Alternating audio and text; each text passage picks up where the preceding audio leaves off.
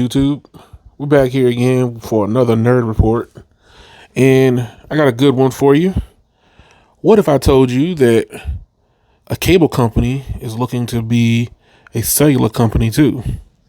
So, Charter, this a regional cable provider in most places, is looking to chase more spectrum for mobile network. So, if anybody knows, but that Comcast and Spectrum are one of the biggest cable providers in the nation, and for the most part, they provide them a MVNO service for their users. Well, Charter is looking to expand their footprint and wanting the government to provide more spectrum for auction so they can get into the game a lot more. And this article, which I'm going to put into the description, is showing the path that they're trying to take. So the spectrum that they want to kind of get a hold of is the 3.1 to 3.45, which is being occupied right now by the Department of Defense, DoD. And they want to use this spectrum the same exact way they do for CBRS.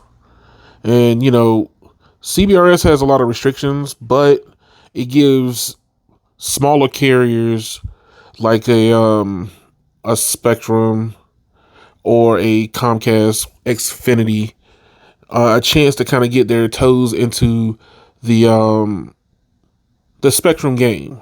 I mean, a lot of it's already been taken up. Verizon went out and spent like $45 billion for some very precious spectrum they really needed real bad. So everybody else is trying to find their footing. And if you take a read of this, Charter is showing a little bit more ambition right now and wanting to get a hold of more spectrum. So here in light reading, as I read this it's very interesting. So I did not know that they were trying to be this ambitious.